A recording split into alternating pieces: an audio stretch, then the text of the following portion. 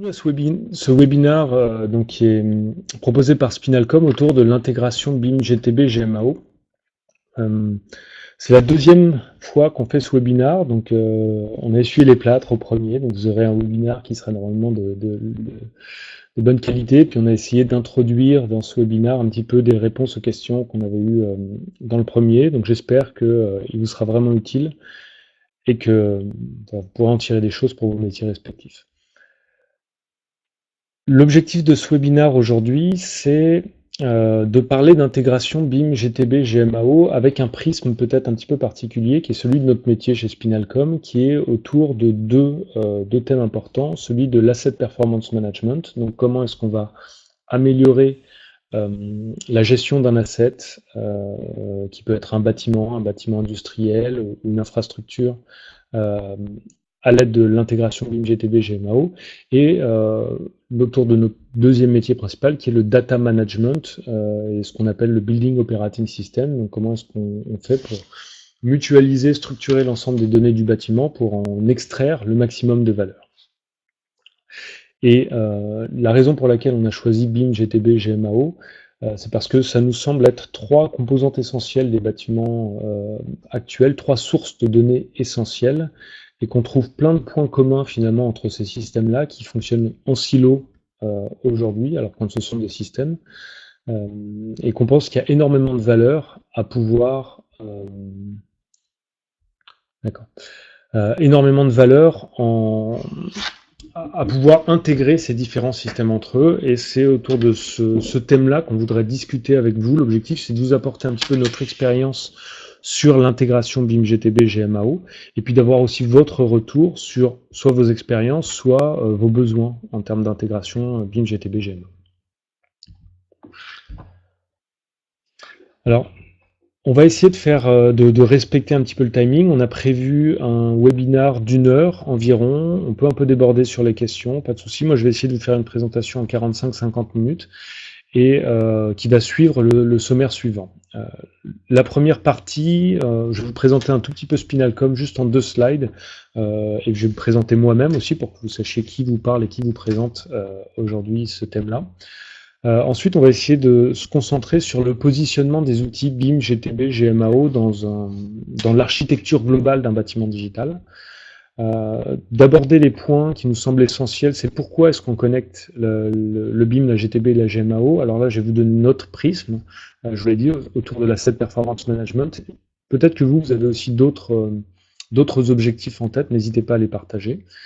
Et ensuite, comme connexion, intégration, interopérabilité, ce sont des choses qui veulent dire, qu'on entend énormément, mais qui n'ont pas forcément la même signification. L'objectif, c'est d'essayer d'avoir une discussion concrète autour des différents modes d'intégration, BIM, GTB, GMAO, pour essayer d'expliquer un petit peu, d'une part, ce que nous, on entend par intégration, mais aussi de ce qu'on voit sur le marché, et pour vous donner des clés sur la compréhension, quand vous avez une offre qui permet de coupler ces différents systèmes-là, la compréhension réellement de ce qu'il y a derrière et de ce qu'on peut faire avec. Voilà.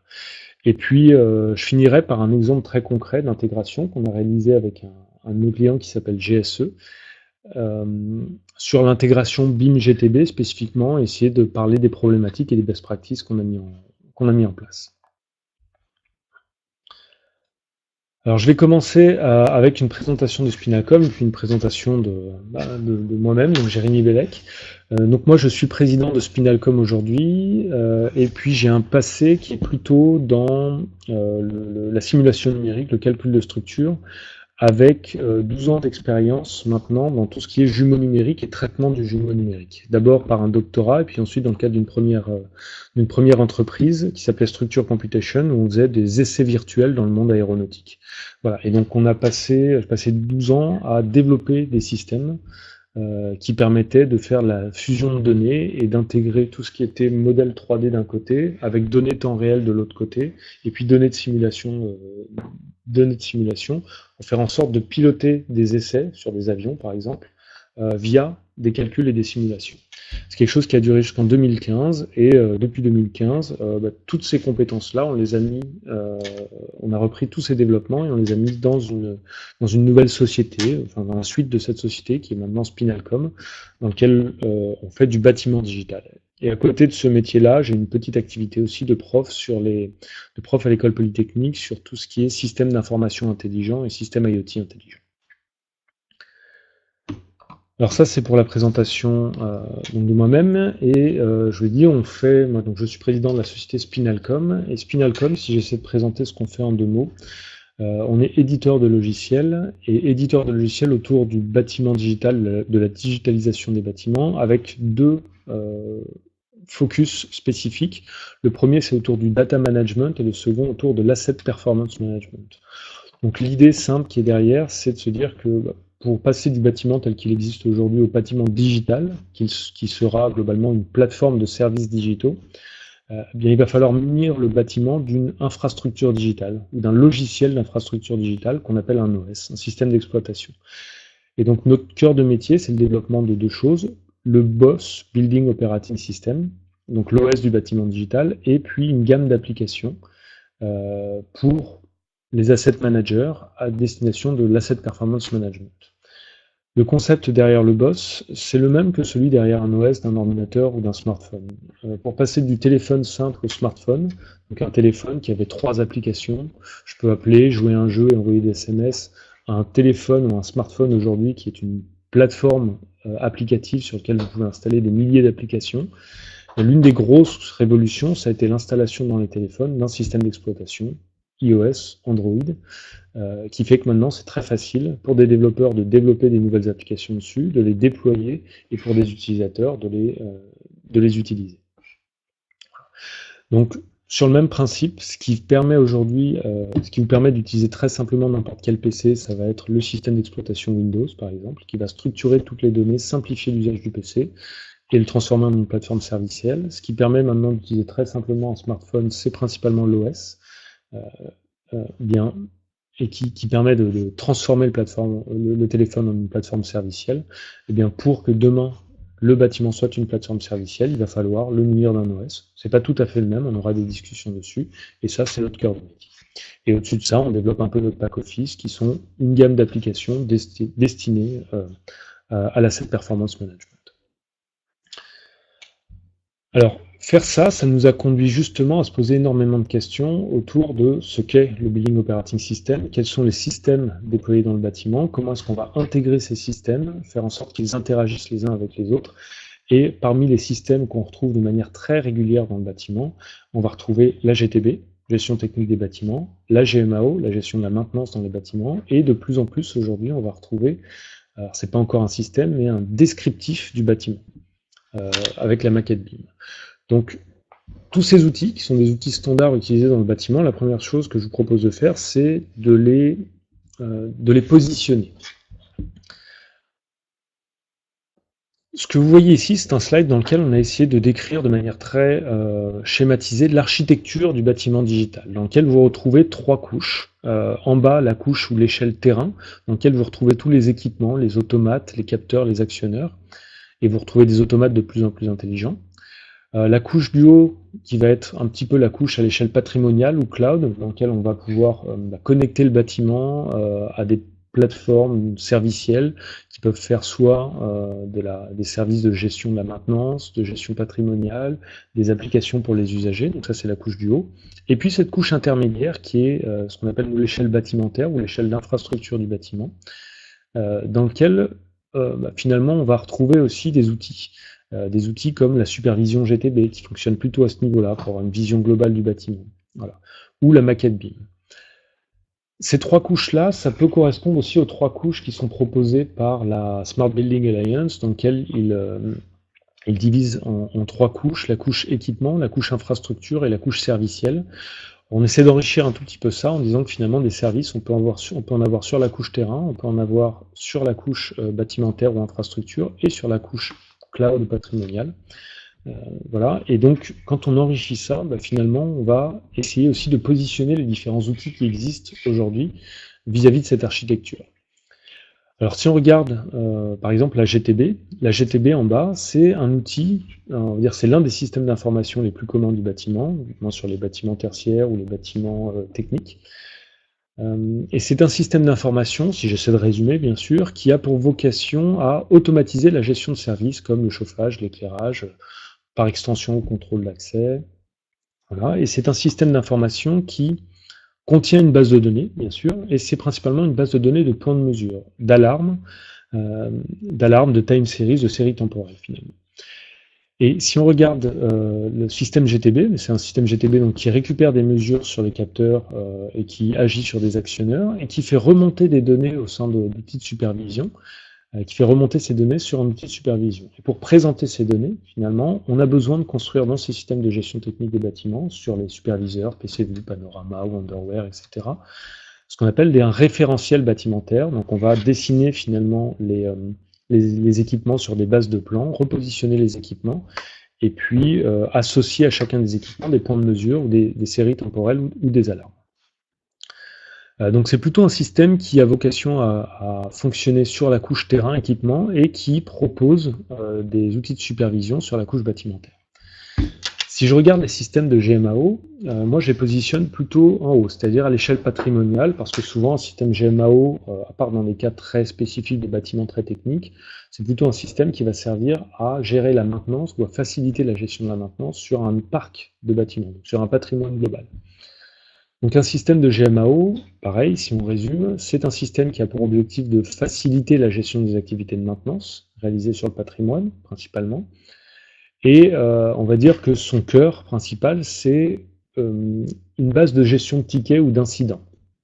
Et donc l'objectif, c'est comment est-ce qu'on crée des incidents, comment est-ce qu'on suit des incidents, donc soit de manière curative, je déclare des incidents, soit de manière préventive, en se donnant des calendriers de création de tickets, et on fait remonter ces tickets, on essaie de suivre ces tickets. Donc l'objectif principal, c'est le suivi des activités et des tickets de maintenance.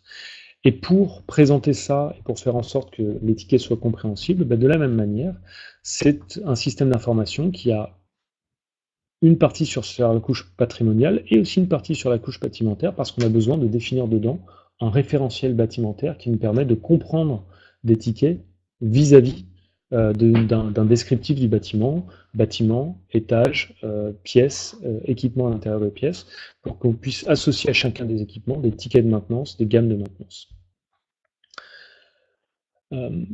Et puis aujourd'hui, on a un troisième outil qui arrive et qui devient complètement standard depuis quelques années, qui est la maquette BIM.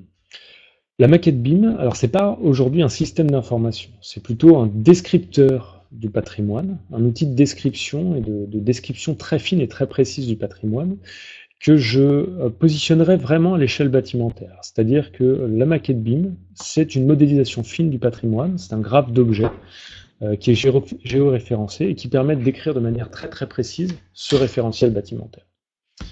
Alors quand on a positionné ces trois outils, on voit qu'il y a quelque chose d'équivalent dans ces trois outils qui est ce référentiel bâtimentaire. Peu importe l'outil qui fonctionne sur le bâtiment, pour pouvoir contextualiser, comprendre les données, on a besoin d'associer ces données avec des équipements, des pièces, des étages, des zones.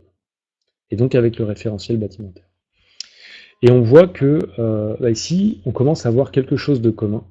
Et donc nous, ce qu'on fait chez Spinalcom, c'est justement qu'on travaille vraiment à cette échelle et on développe un outil qu'on appelle un Building Operating System, c'est-à-dire un système d'exploitation du bâtiment qui a pour vocation justement à gérer ce référentiel bâtimentaire. Alors c'est pas son seul rôle, mais sa principale vocation, c'est gérer le référentiel unique du bâtiment, si vous préférez, pour faire en sorte que demain, ces outils, GMAO, GTB, mais aussi IWMS, Asset Performance Management, système de sécurité, audio-vidéo, contrôle d'accès, etc., tous ces systèmes qui fonctionnent en silo les uns à côté des autres, puissent demain fonctionner ensemble, c'est-à-dire se parler le même langage et échanger des données via un référentiel commun. Et donc le BOSS, le Building Operating System, pour nous, c'est un logiciel ou une plateforme logicielle, un cœur de système d'information qui fonctionne à l'échelle bâtimentaire et qui a pour vocation de gérer le référentiel bâtimentaire, de synchroniser les données de ce référentiel avec les différents systèmes d'information fonctionnant dans le bâtiment, ou les différentes applications, et d'orchestrer des processus à l'intérieur du bâtiment. Donc, vous voyez, d'un point de vue de ses rôles, il a le même rôle qu'un OS d'ordinateur qui a pour vocation à récupérer les données qui viennent des objets connectés de l'ordinateur, le clavier, l'écran, la souris, donc des équipements de l'ordinateur, de structurer ces données dans une modélisation de ce qu'est l'ordinateur, et d'ouvrir des API ou des Software Development Kits pour faire en sorte que demain on puisse facilement développer des applicatifs qui apportent vraiment de la valeur ajoutée au-dessus de cet ordinateur. Le boss, c'est, en termes de rôle, l'équivalent de l'OS du bâtiment. Alors une fois qu'on a positionné ces outils-là, on voit bien l'utilité de les connecter. L'utilité de les connecter, on voit bien surtout l'endroit où on peut les connecter, c'est-à-dire sur cette représentation patrimoniale. Donc maintenant qu'on a vu un petit peu l'endroit, comment est-ce qu'on pouvait les connecter, qu'est-ce qui pouvait être commun entre ces outils, on va essayer de discuter autour du pourquoi. Pourquoi est-ce qu'on veut connecter le BIM, la GTB et la GMAO? Quelles seront les propositions de valeur demain de cette connexion? Alors il y en a énormément, et nous on a essayé de les lister en 4 grands groupes. Le premier, pour nous, c'est l'asset management au sens large. L'objectif, c'est d'avoir une compréhension globale et objective de son asset. Quand on parle d'un bâtiment, que ce soit un bâtiment tertiaire, un bâtiment résidentiel ou un asset industriel, finalement c'est un asset qui est très complexe, qui coûte excessivement cher et qu'on doit maintenir sur une durée de vie de 20, 30, 40, 50 ans, voire plus. Et ça, si on veut le faire de manière correcte, eh bien, il va falloir avoir vraiment une compréhension globale de l'état du bâtiment. Donc, la première chose sur l'asset management, c'est comment les points de valeur vraiment qu'on a identifiés, c'est comment est-ce qu'on peut comprendre de manière globale et objective son asset, son fonctionnement, maîtriser son cycle de vie, c'est-à-dire où est-ce qu'on en est par rapport à son cycle de vie et comment est-ce qu'on peut allonger la durée de vie du bâtiment. Comment est-ce qu'on peut avoir une meilleure gestion de ses prestations aussi, ou de ses prestataires? L'idée, c'est que pour maintenir un asset, on fait appel à des facility managers, on fait appel à des sociétés spécialisées. Ils ont chacun un rôle spécifique. Aujourd'hui, ils nous écrivent des rapports. Est-ce qu'on ne peut pas essayer d'automatiser finalement tout ça et faire remonter ces données pour faire en sorte de mieux répondre à l'ensemble de ces... à mieux comprendre finalement ce qui est fait par les prestataires et donc mieux comprendre comment vit le bâtiment. Et puis, l'objectif, c'est aussi de le valoriser parfois, et c'est de permettre de fournir, quand je vais faire une transaction financière, un bâtiment avec son carnet d'entretien, de la même manière qu'aujourd'hui, quand je vends une voiture, si je la vends sans carnet d'entretien, elle aura moins de valeur que si je la vends avec un carnet d'entretien qui me permet de savoir ce qui a été fait pendant les 5-10 dernières années dessus, comment elle a été entretenue, et donc d'avoir plus confiance, finalement, dans comment dire, la maintenance et dans la qualité de l'asset qu'on est en train de vendre. Un deuxième axe de valeur, c'est tout ce qui est nouvelles applications, nouveaux bénéfices. L'objectif, c'est vraiment d'améliorer, de transformer le bâtiment en une plateforme servicielle, et pour ça, on veut automatiser des tâches, on veut faire de la maintenance prédictive, on veut faire du smart grid, du flex office, de la gestion de la qualité de vie au travail. Finalement, il y a énormément de nouvelles applications qu'on va pouvoir fournir. Là, j'ai listé finalement que celles qui concernent un peu les bâtiments tertiaires ou industriels, mais quand on est dans le retail, on voit bien que le bâtiment peut lui-même être un outil de production de la valeur. Et puis il y a deux autres choses qui sont plutôt sur l'optimisation et la valorisation de l'existant. Je vais revenir sur un slide plus spécifique dessus, qui est finalement... je pense que tout le monde a compris aujourd'hui, parce qu'on le dit, on le répète, que la donnée, c'est le futur or noir. Autrement dit, cette donnée, elle a énormément de valeur si on sait la traiter, si on sait la valoriser. Et un bâtiment, ça produit des milliers, voire des millions de données. Et donc la GTB produit des millions de données, le BIM produit des millions de données, la GMAO produit des milliers de données. Et aujourd'hui, on se rend compte que ces données sont concrètement inexploitées, quasiment inexploitées. Et on pourrait en faire beaucoup, beaucoup d'autres choses. Donc ça, c'est juste le slide sur lequel je vais revenir dessus. Et puis, il y a une troisième chose qui est l'optimisation de l'intégration et l'exploitation des bâtiments. Juste pour citer un exemple, aujourd'hui, quand vous devez intégrer une GTB sur un bâtiment de 20 000 m², vous avez deux outils à intégrer. Le premier, c'est l'outil de paramétrage de la GTB. Ça peut être du LN Facilities, ça peut être du Space Dynamics, dans lequel ce que vous venez faire, c'est que vous venez reprendre toute votre base de plans, repositionner tous les équipements à l'intérieur, pour faire les liens entre les équipements, les points de mesure, et paramétrer, faire le recloisonnement, donc paramétrer votre GTB. Vous le faites sur cet outil-là, et puis comme il n'est pas compatible forcément avec l'outil de supervision, dans PCView, dans Panorama, dans Wonderware, vous allez refaire exactement la même chose, reprendre votre base plan, repositionner les équipements pour construire vos synoptiques, potentiellement, et finalement faire le monitoring de la GTB ou la supervision de la GTB. Sur un bâtiment de 20 000 m², juste ces deux étapes, sans la correction d'erreur, c'est 1 mois par système. Donc vous perdez 2 mois à faire quelque chose qui existe déjà quasiment dans le BIM. Et donc finalement, potentiellement, si vous arrivez à utiliser le BIM pour faire ça, bah, vous gagnez quasiment 2 mois de travail là-dessus. Et donc là, c'est l'une finalement l'un des ROI quasiment immédiats qu'on peut trouver à utiliser le BIM pour l'intégration des systèmes d'information dans le bâtiment. Là, je vous en ai cité qu'un seul, mais une GMAO aussi, ça s'intègre, un CSI aussi, ça s'intègre, un système de gestion de réservation de salles aussi, ça s'intègre. Et au final, ils ont tous besoin des mêmes choses, à savoir ce référentiel bâtimentaire. Je vais prendre un exemple sur la valorisation des données existantes. Si on regarde juste avec quelques métriques, les données GTB, les données de la maquette BIM et les données GMAO.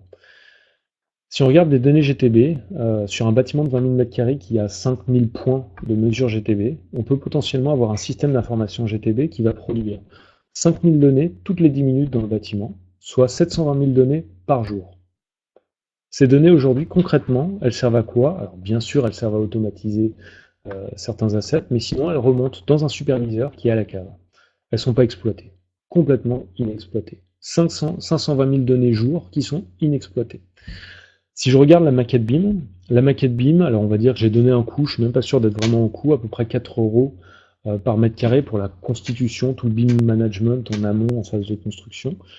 Et puis, donc, globalement, on a non seulement un coût de développement qui fait que sur un bâtiment de 20 000 m², on peut être à 80 000 € de prestation, voire un petit peu plus pour la prestation de BIM management qui vise à construire la maquette BIM.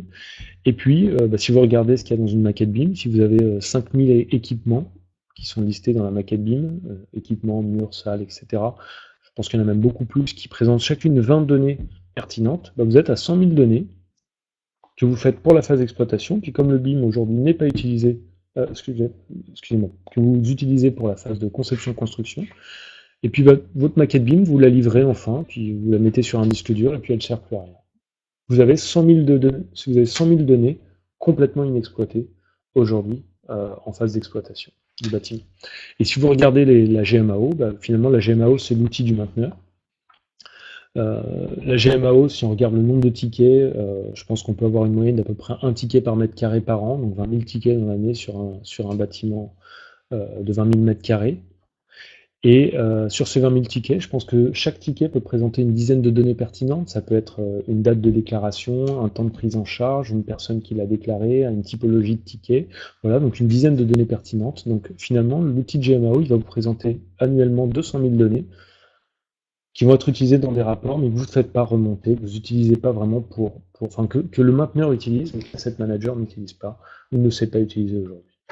3 sources d'informations quasi systématiques dans le bâtiment aujourd'hui, 3 sources d'informations complètement sous-exploitées. Voilà. Et finalement, si on arrivait à récupérer ces sources d'informations, à les croiser, on arriverait vraiment à avoir une vision globale objective de comment fonctionne son bâtiment, où il est dans son cycle de vie. Et pour l'asset management, ça, ce sont des données qui ont énormément de valeur. Donc voilà, nous, pourquoi on fait cette connexion BIM, GTB, GMAO. Vous avez sûrement, vous, d'autres objectifs. N'hésitez pas à les partager. Concrètement, moi, je pense qu'il n'y en a pas qu'un.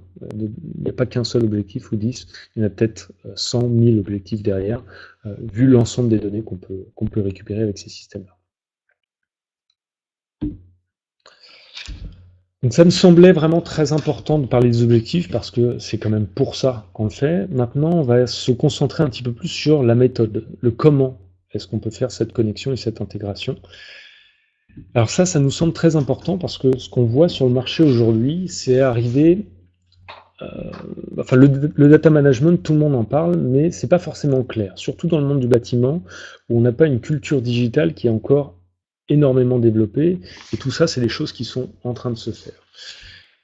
Et donc nous, ce qu'on voulait faire à travers ce webinaire, c'est essayer de vous donner des clés qui vont permettre de comprendre ce que vous proposent vos prestataires quand ils parlent d'intégration BIM, GTB, GMAO. Parce que là, j'ai listé que 4 manières d'intégrer, mais vous allez voir que sur ces 4 manières d'intégrer, de coupler, de connecter, finalement, on fait des choses radicalement différentes. J'ai essayé de résumer un petit peu ces 4 méthodes d'intégration. La première, c'est j'intègre en fournissant un portail d'accès. J'ai une maquette BIM, je vous propose un hyperviseur ou un viewer BIM, et ce viewer BIM qui vous présente quelque chose de très intéressant d'un point de vue de la visualisation, d'assez ergonomique, il vous montre une vision globale de votre bâtiment, Et puis, vous allez pouvoir donner accès via cette vision globale, soit à la GMAO, soit à la GTB, en mettant des liens, en associant par exemple des liens URL. Chaque équipement de la Packet Beam me permet de... je clique dessus et ça me donne un lien qui va m'ouvrir la GMAO de l'autre côté, ou qui va m'ouvrir la supervision GTB de l'autre côté. Alors ça, c'est très intéressant d'un point de vue visuel, mais on est juste en train de parler de portail d'accès et de liens. On n'a pas de gestion des données, concrètement derrière. La deuxième, je vais aller plus dans le détail après. Le deuxième point, c'est l'initialisation via la Packet Beam. On a bien vu que ce qui était intéressant, c'est que finalement, que ce soit la GMAO, la GTB ou l'ensemble des systèmes qui fonctionnent sur un bâtiment, ils ont tous besoin d'un référentiel bâtimentaire. Et quand on regarde ce qu'est le BIM, finalement, c'est une base de données qui commence à exister en amont, dans les phases de conception, donc avant que chacun des systèmes ici existe et soit intégré. Et c'est surtout quasiment le meilleur descriptif patrimonial qu'on peut avoir, c'est le plus précis, et en plus, il offre même des outils qui permettent de le parcourir graphiquement, et de le construire graphiquement. Donc une autre manière d'intégrer, ça va être d'initialiser chacun des systèmes en utilisant un Packet Beam. Très intéressant, on part sur une même base. Par contre, on garde quand même des systèmes en silo, qui fait que l'évolution est très compliquée, et j'ai pas d'échange de données concrètement entre ces systèmes. Donc ces deux premiers modes-là, c'est pas un mode connecté ou bâtiment intelligent, c'est un mode dans lequel on a des portails ou de l'initialisation. On améliore l'initialisation, on offre un portail, mais on reste dans un système complètement siloté, où les données sont complètement silotées. Pour ça, on peut ensuite passer à la deuxième voie, qui maintenant on va commencer à connecter, à faire des interactions entre les données. Et même là, il y a plusieurs manières de faire. La première manière, qui est ce qu'on appelle dans l'IT le spaghettiware. C'est assez bien représenté par ce qu'il y a en dessous. Vous avez 5 systèmes, vous avez un viewer beam, un hyperviseur, vous avez la Packet Beam ici, vous avez la GTB d'un côté, la GMAO, la GED, et puis vous pouvez avoir d'autres sources de données ou des systèmes d'analyse, et finalement vous allez les connecter 2 à 2. Et ces connexions 2 à 2, ça vous permet vraiment de commencer à faire de l'échange entre les systèmes, mais c'est ce qu'on appelle un spaghettiware, parce que ça, vous voyez bien que la complexité, finalement, plus vous avez de systèmes, plus c'est complexe et moins c'est gérable. Et donc ça, en IT, c'est connu depuis très longtemps, ça fonctionne pour des petits systèmes, mais pas pour les gros systèmes. Et enfin, on arrive sur le dernier, qui est l'intégration de systèmes intelligents via des middleware. Et donc le middleware, vous voyez bien ici, finalement, c'est un système central qui va gérer un référentiel et qui va se connecter avec l'ensemble des autres systèmes et gérer des interactions entre les différents systèmes. Et ça, on arrive sur vraiment ce qui existe quasiment partout dans l'IT, sur les plateformes PLM, les plateformes ERP, les OS, etc. Donc tous les systèmes que vous connaissez qui sont connus, du SAP, des plateformes PLM de chez Siemens, de chez Katia, de chez Dassault Systèmes, etc., fonctionnent sur ce mode-là, un middleware central, qui va orchestrer et organiser les relations et la gestion de données entre tous les autres systèmes.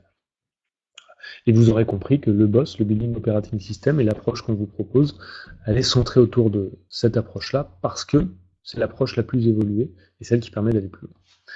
Donc on va rentrer un peu dans le détail de chacune de ces intégrations, et j'ai essayé de donner ici donc le schéma d'intégration, les plus, les moins, et une note globale en fonction de 7 critères qui sont est-ce que ça nous permet d'avoir une meilleure interface utilisateur, de l'ergonomie, de faire du data management, de se faire de la simplification de l'intégration, de l'automatisation des tâches, de l'interopérabilité, de l'évolutivité du système, c'est-à-dire est-ce que demain je suis capable de réutiliser les données pour en faire autre chose, et puis une meilleure gestion des mises à jour, c'est-à-dire l'évolutivité aussi, faire en sorte que le système de gestion de données suive la vie du bâtiment. Alors quand on est sur le portail d'accès, concrètement les plus, c'est qu'on a un accès facile aux différents outils et qu'on peut avoir une belle interface compréhensible. Donc en gros, via un portail d'accès, on accède à toutes les données, à tous les systèmes, à tous les sous-systèmes, et on a une interface qui nous donne l'accès à tout.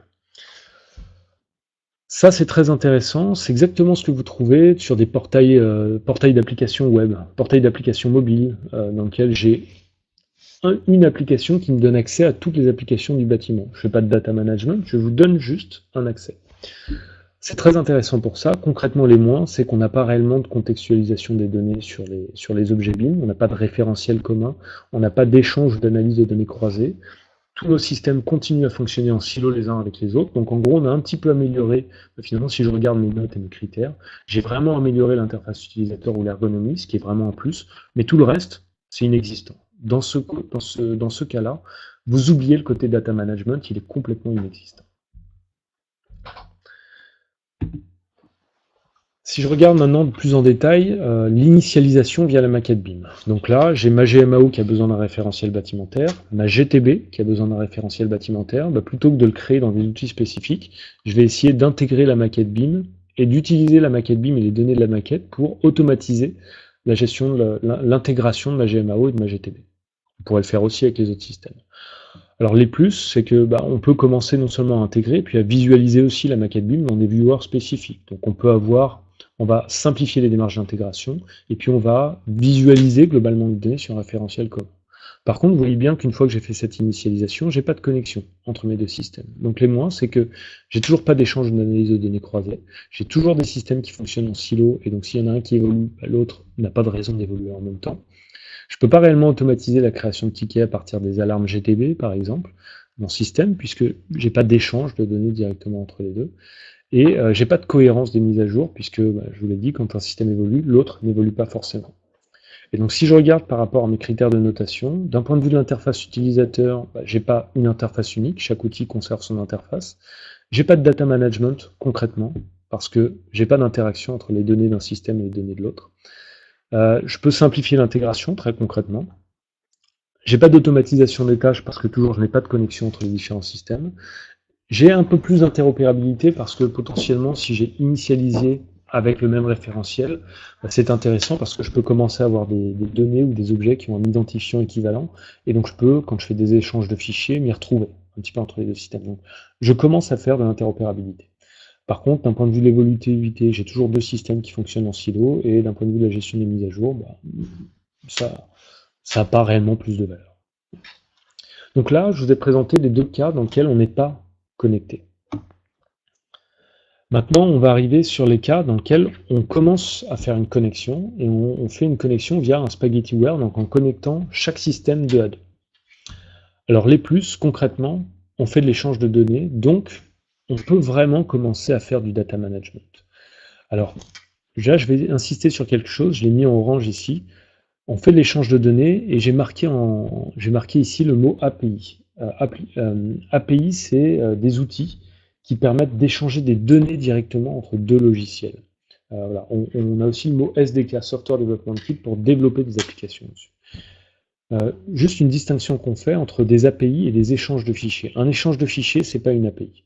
Un échange de fichiers, c'est pas parce que je sais échanger des fichiers entre deux systèmes, bien sûr je sais les faire parler, mais c'est pas souple, c'est pas très pratique, ça permet pas d'évoluer. Donc, quand on fait de la connexion entre deux systèmes, soit on peut le faire par l'échange de fichiers, ça permet déjà de faire des choses. C'est intéressant, mais ça n'est pas des API, c'est pas aussi souple que des API, c'est pas aussi évolutif que des API. Voilà. Mais c'est déjà un plus. Ensuite, on peut faire de la réalisation d'un portail qui permet de visualiser, de contextualiser les données ensemble. J'ai un viewer BIM qui va se connecter à l'ensemble des systèmes un à un et qui peut me permettre de contextualiser l'ensemble des données. Très intéressant, j'ai le premier axe de valeur sur l'interface utilisateur. Et puis, je peux commencer à automatiser des tâches puisque j'ai vraiment couplé deux systèmes et que finalement, dans mon système de GTB, je vais pouvoir commencer à générer des alarmes, et puis si les alarmes sont fréquentes, je peux commencer à générer automatiquement des tickets dans la GMAO qui peut renvoyer tout ça dans le superviseur, etc. Donc on peut commencer à automatiser des tâches. Donc d'un point de vue de mes critères, concrètement, on peut développer par ce biais-là des interfaces utilisateurs qui vont contextualiser l'ensemble des données, donc des vrais portails qui sont même plus riches que les premiers portails. On commence à faire du data management parce qu'on peut croiser les données 2 à 2. L'intégration ici, elle est complexe.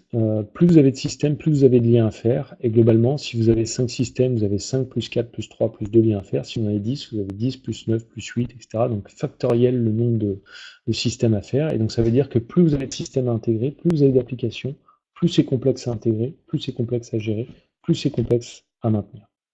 Voilà. De ce point de vue-là, ça ne simplifie pas l'intégration. Par contre, vous automatisez les tâches, vous avez de l'interopérabilité puisque vous êtes obligé de faire dialoguer des systèmes 2 à 2. C'est pas très évolutif, je vous ai expliqué pourquoi. Et puis la gestion des mises à jour n'est pas forcément automatique parce qu'il n'y a pas de référentiel commun.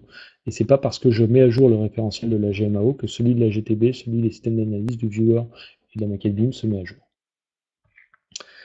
Et donc là, on arrive au dernier mode d'intégration, qui est vraiment le mode qu'on dit plutôt intelligent, c'est-à-dire j'ai un système intelligent avec ce qu'on appelle un middleware en informatique, donc un cœur de système, qui a pour vocation à venir finalement orchestrer et rationaliser la complexité, rationaliser la manière dont les différents systèmes d'information dans le bâtiment vont échanger des données. Et là, concrètement, les plus, c'est que grâce à ça, vous pouvez échanger des données entre logiciels via des API. Pareil, j'ai remis un petit warning sur les échanges de fichiers qui ne sont pas des API. Vous pouvez bien sûr réaliser un portail, et ce portail, pour finalement accéder à l'ensemble de données et les contextualiser, il ne va pas venir se connecter avec 50 systèmes, mais juste avec un système dans lequel il va venir gérer toutes les données. Vous pouvez automatiser les tâches, parce que quand la GTB produit des choses, par l'intermédiaire du boss, on peut transformer des alarmes sur un équipement en tickets sur cet équipement, parce que l'équipement est partagé entre les deux systèmes. Vous avez un référentiel commun qui permet l'interopérabilité. Vous faites du data management très riche parce que vous pouvez croiser au sein de ce système des milliers de données hétérogènes, et finalement ça permet d'aller très loin. Vous avez un système évolutif parce que quand vous rajoutez une autre application, finalement vous rajoutez qu'un seul lien, au lieu d'en rajouter 10, 20, 50. Et donc vous n'avez pas plus de complexité d'un point de vue de la gestion logicielle pure à connecter un nouveau système. Vous avez quand même de la complexité de la gestion de données, évidemment. Et puis, donc, vous avez un système évolutif, et puis vous avez un énorme potentiel de création de nouvelles applications, parce que, si vous regardez bien, ici, si je veux créer une nouvelle application, je vais récupérer directement les données, et quand j'ai 10 systèmes intégrés, potentiellement, j'ai 1000 potentiels applicatifs derrière, parce que selon comment je croise les données, je peux vous fournir un dashboard, un autre, etc. Et je n'ai pas besoin de faire 50 connexions pour ça, j'ai juste besoin d'aller chercher les données à un endroit. Et donc ça, on est sur des systèmes sur lesquels, sur tous nos critères, on est ouvert. Et je vous le disais, ce type d'architecture de système d'information, c'est concrètement ce que vous trouvez sur tous les systèmes d'information les plus évolués aujourd'hui, de l'ERP au PLM à l'OS de votre ordinateur. Alors ça me paraissait intéressant de faire ça, juste encore une fois, l'objectif c'est que vous ayez des clés de compréhension de ce qu'on vous propose sur le marché. Des clés de compréhension qui sont, quand on propose de l'interaction, de la connexion, de l'intégration, concrètement qu'est-ce qu'on propose derrière? Ça peut vouloir dire 5-6 choses différentes. À vous finalement, en tant que maître d'œuvre, en tant que quand vous écrivez un CCTP, quand vous répondez, finalement de comprendre vraiment ce qu'on vous propose derrière et puis d'avoir des clés de décision. Donc c'est ce que j'ai essayé de vous donner via ces notations. Donc là maintenant on va passer au dernier point qui est vraiment maintenant comment est-ce qu'on intègre. Et là je vais prendre un exemple très concret qui est entre l'intégration BIM et GTB. BIM et GTB, l'objectif pour moi, c'est d'aller vraiment sur un cas très concret et de vous parler des problématiques qu'on a rencontrées, les échanger, d'essayer de les formaliser, et puis des best practices qui ont été mises en place pour répondre à ces problématiques. Alors, comment est-ce qu'on intègre?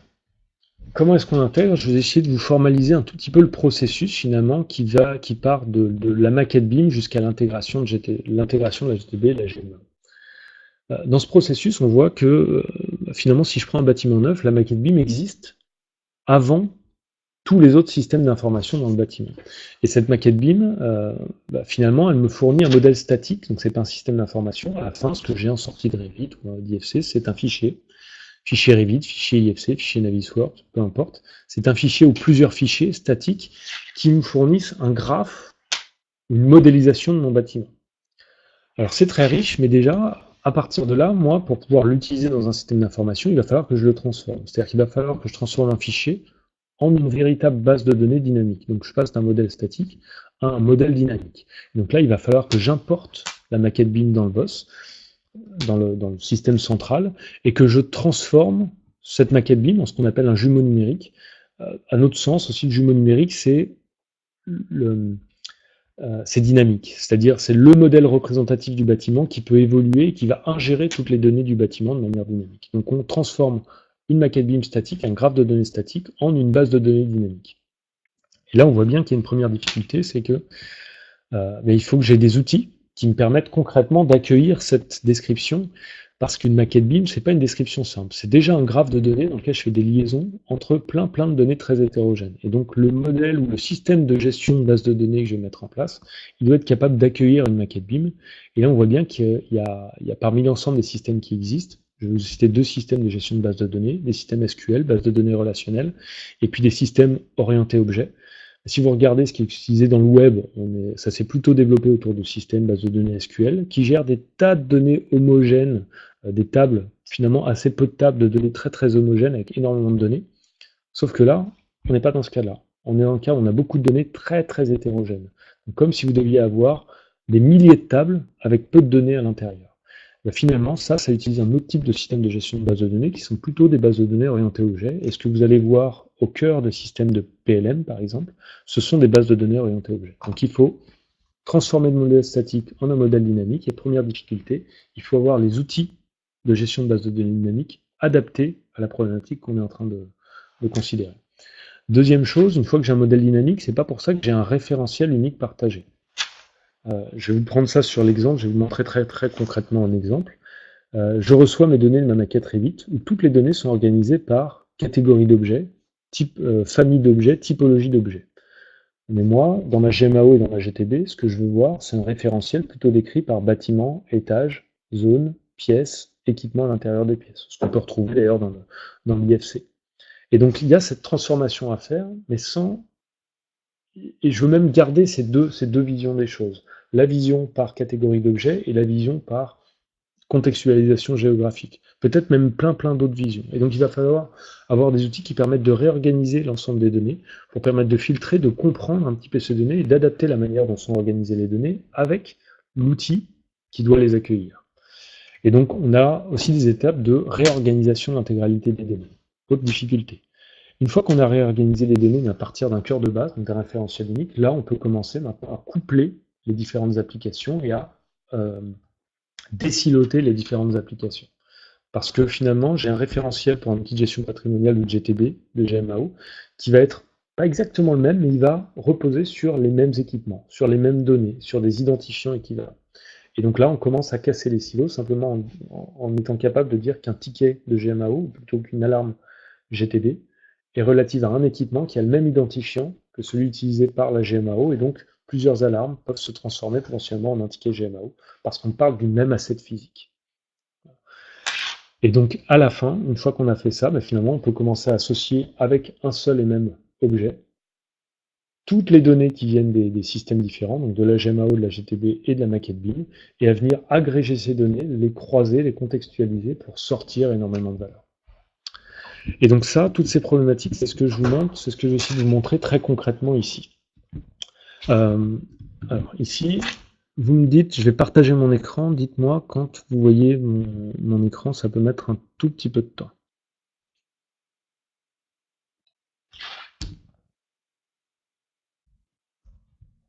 C'est en train de charger. D'accord. Est-ce que vous voyez mon écran? Ok. Alors non, personne ne voit mon écran. Là, est-ce que vous voyez mon écran? Ok. Donc là, je vais vous faire un partage. Donc c'est une application, je vous dis, pour un client qui s'appelle GSE, qui est une société qui fait du design and build. Et donc ça, c'est un bâtiment de GSE. Ce bâtiment, vous voyez que je l'ai ouvert sur mon navigateur web pour des gens qui ont déjà utilisé le BIM 360 ou Autodesk Forge. Là, on est sur le viewer de Forge. Alors, je suis désolé, comme je fais en même temps le webinar et le viewer, j'ai pas forcément comment dire, ah oui, attendez, je vais couper ma vidéo, comme ça, effectivement, ça va être plus simple. D'accord. Donc là, vous voyez le bâtiment, et vous le voyez, le bâtiment, ce que je vous disais, c'est que là, je l'ai récupéré, j'utilise le Viewer Forge, on est couplé avec Forge, on fait des développements au-dessus, et ça me permet de récupérer des données de la maquette BIM. Si vous regardez les données de la maquette BIM, concrètement, ce sont des données que vous récupérez plutôt sous la forme, quand vous les récupérez à partir d'un fichier Revit, sous cette forme-là, c'est-à-dire où toutes les données sont classées par catégorie, catégorie d'objets, famille d'objets, typologie, famille d'objets, typologie d'objets, et puis ensuite j'ai la liste des objets à l'intérieur. Le format standard d'organisation des données dans Revit. Alors ça, c'est très intéressant pour la conception-construction, ça l'est beaucoup moins pour l'exploitation. Donc l'objectif, ça va être de réorganiser ces données, pas d'une seule manière, mais de plusieurs manières différentes, pour faire en sorte que l'exploitant ou que le système d'information comme la GMAO et la GTB puisse s'y retrouver. Et donc là, première étape, je passe. Donc j'ai passé la première étape. Là, ce qu'on a fait, c'est qu'on a d'abord transformé la maquette BIM statique et on l'a ingérée en base de données. Et donc on a un système de gestion de base de données dynamique, orienté objet, qui est capable d'accueillir cette maquette BIM et cette description détaillée, ce graphe détaillé du bâtiment. Deuxième, comment maintenant je réorganise les données. Donc là, on a développé ou co-développé avec nos clients des outils qui permettent de réorganiser les données, dans lesquels je vais réorganiser toutes les données en bâtiments, étages, zones à l'intérieur des étages, et puis équipements à l'intérieur des zones, ce que vous pouvez trouver d'ailleurs dans l'IFC. Et donc ça va me permettre maintenant, en cliquant sur un étage, donc là la mezzanine par exemple, de venir isoler cette mezzanine et donc de venir travailler étage par étage, de venir comprendre les données, comprendre où elles sont localisées, ce qui est vraiment quelque chose de très important pour la GMA. Troisième étape, maintenant ça va être donc j'ai organisé les données, ça va être de faire de la connexion entre les données qui viennent d'un système d'information. Donc là je vois bien que le BIM, maintenant je l'ai ingéré dans le BOSS, donc j'ai un système d'information, le BOSS, qui me présente les données de la maquette BIM d'une certaine manière. Donc j'ai les données BIM d'un côté, et puis je vais avoir les données GTB de l'autre côté. Donc là, on a fait un connecteur entre le BOSS, l'OS du bâtiment, et puis la GTB. Donc on a décrit ce qu'on appelle un network. Ce network, donc ici, c'était intégré au-dessus d'une DoGate ABB. Donc on a récupéré en utilisant les API, alors c'est en utilisant du BACnet, on a un connecteur BACnet.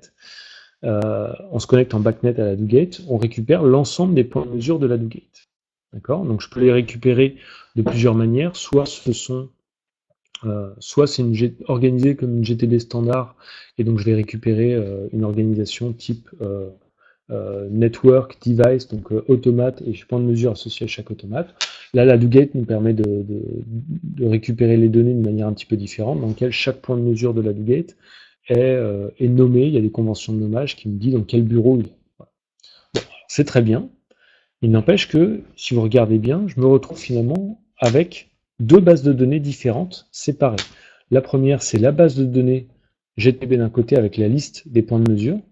Et ça, c'est intéressant. Je peux aller sur un point de mesure si j'ai un nom. Par exemple, visualiser cette température. Donc, je vais sélectionner sur un point de mesure, puis accéder sur ce point de mesure à certaines données spécifiques qui vont être des time series. Donc là, je prends une température, je veux avoir la température, c'est un petit peu lent. Ah, c'est assez lent. Bon, j'ai une température, je veux avoir la température par exemple entre cette date et puis, entre deux dates considérées, ma GTB. Donc je vais retrouver les time series, je fais remonter mes points. Et puis de cette manière-là, j'arrive à afficher des données de température sur ma GTB. Donc là, comme on est connecté, concrètement au bâtiment, ça a mis un tout petit peu de temps, mais vous voyez bien que j'ai une base de données de l'ensemble des points de mesure qui me fournit des données spécifiques, donc des données de température ou des time series par donnée. Je peux aussi avoir des alarmes, je peux aussi avoir d'autres données. Donc j'ai de côté la base BIM. Donc la base BIM, elle est représentée ici. De l'autre côté, la base GTB. Maintenant, l'objet, c'est de regrouper ces choses-là. Et là, il y a une grosse problématique qui est comment, concrètement, à chaque objet de la maquette, donc je vais prendre un bureau, un luminaire en suspension, comment je fais pour afficher sur ce luminaire les données concrètes et objectives qui viennent des points de mesure. D'accord ? Si les températures, je peux avoir d'autres données, mais les données qui viennent des points de mesure. Là, pareil, j'ai un convecteur. Comment je fais pour afficher les données concrètement sur le convecteur? Donc, afficher, par exemple, la température sur le convecteur. Mais il va bien falloir un moment que j'associe les deux bases de données. Et donc là, on est sur des problématiques concrètes IT.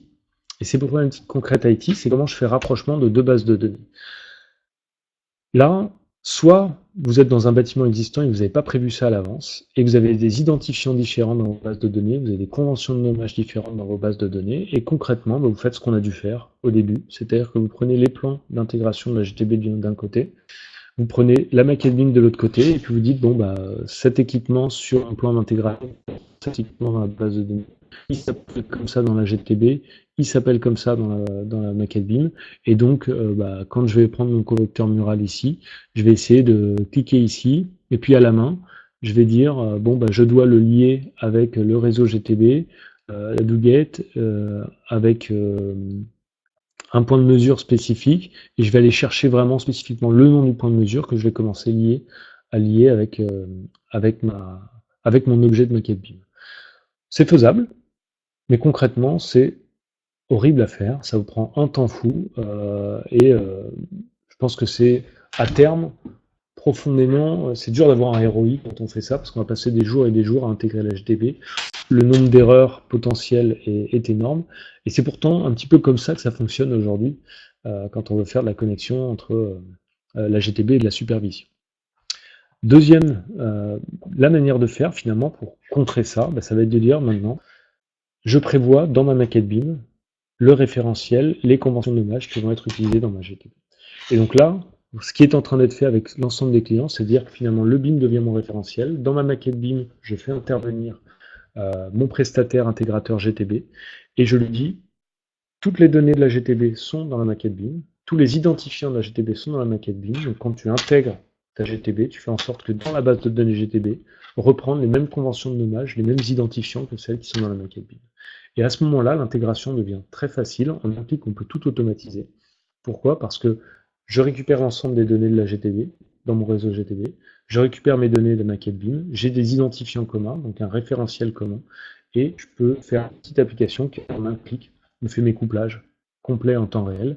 Et ça va me permettre demain de faire remonter l'ensemble des données et potentiellement de commencer à pouvoir afficher, par exemple, l'ensemble des données de la GTB très simplement sur des cartes de chaleur, des heatmaps, des choses dans lesquelles je peux faire remonter toutes les données GTB, les associer avec les données de la maquette BIM et utiliser ma maquette BIM comme un superviseur ou un hyperviseur du bâtiment.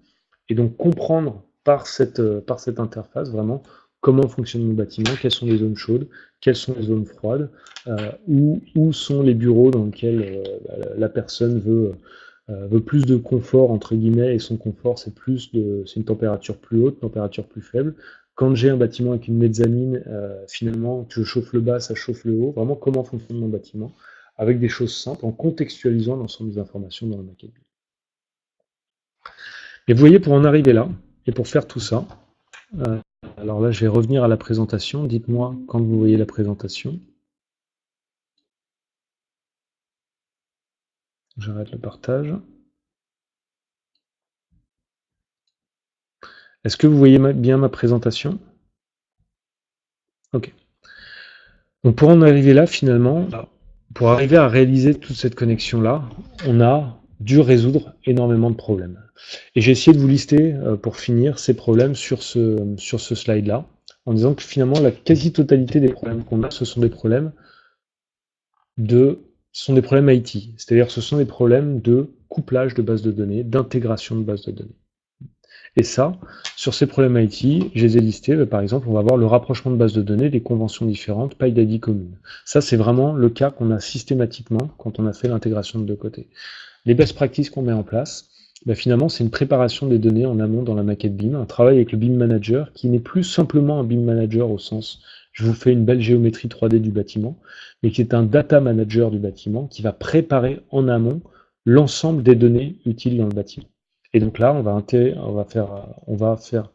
intégrer des conventions de nommage, on va avoir une bonne charte BIM, et surtout cette charte BIM, elle est co-construite par le bureau d'études, mais aussi par les intégrateurs GTB, c'est-à-dire les gens qui ont la connaissance métier, ou par le mainteneur qui va vouloir intégrer sa GMAO demain, et qui va essayer d'introduire dans la maquette BIM des données intéressantes pour la GMAO. La deuxième problématique, c'est les typologies de bases de données différentes. Je vous l'ai dit, une maquette BIM, pour pouvoir l'intégrer et la gérer, on est dans du CAD. On est dans quelque chose qui est de l'ordre de chaque donnée dans le bucket BIM sont des objets géoréférencés qui sont en lien avec d'autres objets. Et donc pour bien gérer cet outil-là, il faut utiliser des outils adaptés. Et donc il faut qu'on arrive à avoir un outil central qui est concrètement les compétences pour ingérer de la maquette BIM, c'est-à-dire base de données orientée objet, pour dialoguer avec de la GTB, c'est-à-dire base de données temps réel, pour dialoguer avec de la GMAO, c'est-à-dire globalement que je peux coupler avec des tickets et développer des applicatifs compréhensibles aussi avec des interfaces compréhensibles dessus. Et donc, de ce point de vue-là, l'outil idéal comme cœur de système, concrètement, c'est un outil qui a des compétences de base de données orientée objet, temps réel, avec des API ouvertes, documentées, et des SDK ouverts pour pouvoir développer des nouveaux applicatifs au-dessus. Ça, c'est concrètement ce que nous, on développe depuis 10 ans sur le Building Operating System. Troisième, c'est le manque d'ouverture. Pour se connecter avec la GTB, concrètement, on a dû développer des connecteurs. Donc de plus en plus, on voit des GTB avec des API ouvertes et documentées. Alors, les API ouvertes et documentées, ça existait déjà hier. C'était un peu plus complexe. Le BACnet, l'OPC, ce sont des API ouvertes et documentées.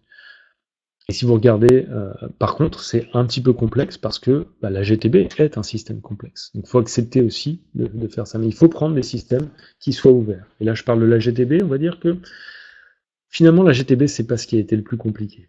On a beau penser que c'est compliqué, les API ouvertes et documentées du BACnet de l'OPC, ça existe et ça existe depuis longtemps. Donc on peut le trouver. Avec les GMAO, c'est peut-être un peu plus compliqué parce qu'au fait, pour l'instant, les GMAO nous proposent quasiment toutes plutôt de l'échange de fichiers via du mail. Enfin, c'est assez compliqué. Donc, quand on dit ouvert et documenté, on parle vraiment d'API. Et puis, l'étape d'après, c'est vraiment le SDK, c'est-à-dire comment, une fois que j'ai regroupé toutes ces données, je peux facilement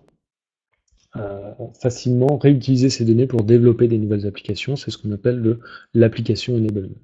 Donc là, la solution en face de ça, l'ASBA a mis en place un cadre qui est le R2S, qui est, moi, ce que j'en retiens, c'est plus large que ça, mais vraiment, ce que j'en retiens d'un point de vue intégrateur IT finalement, c'est mettez en place des systèmes dans le bâtiment, GTB, GMAO, qui ont des API ouvertes et documentées, et ça, c'est le principal.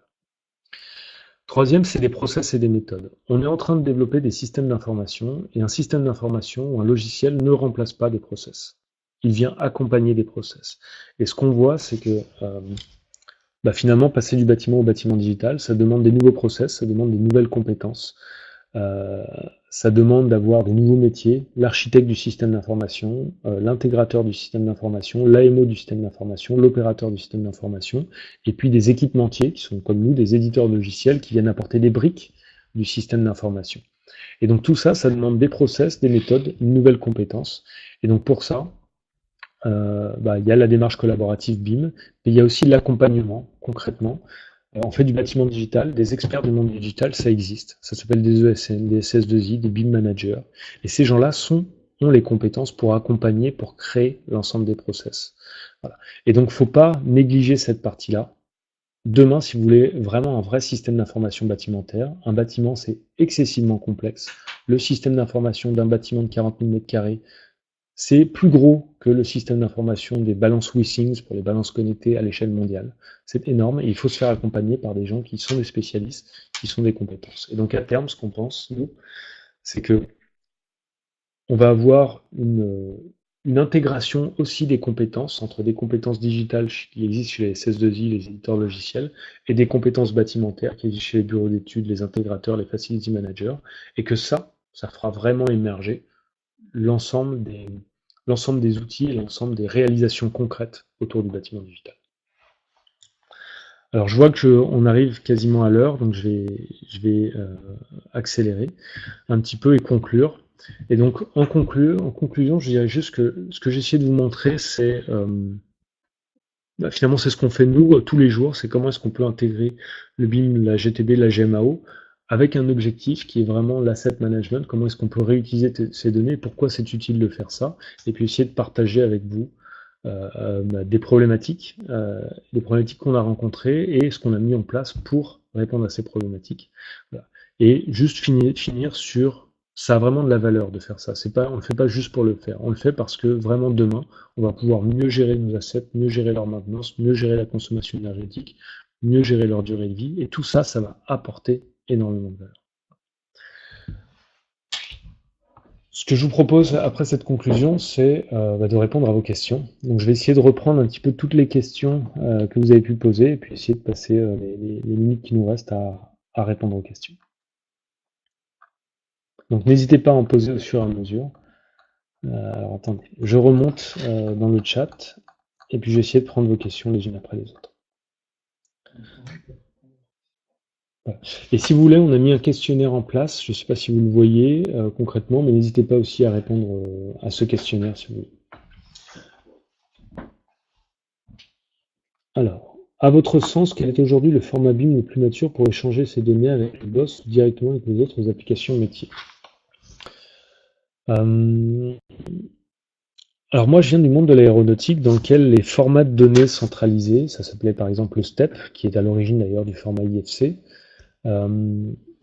est un format qui a été mis en place justement pour l'échange de données. La problématique, c'est que ce sont des formats d'échange, donc le STEP ou l'IFC, ce sont des formats d'échange, ce ne sont pas des formats de travail. Et donc ces formats sont toujours systématiquement moins riches que le format natif.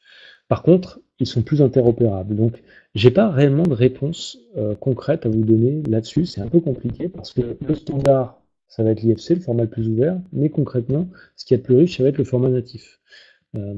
Et donc, quand on utilise Forge, on le voit. Alors nous, on utilise Forge, donc via Forge, on a la capacité finalement à venir lire 32 formats de fichiers CAD.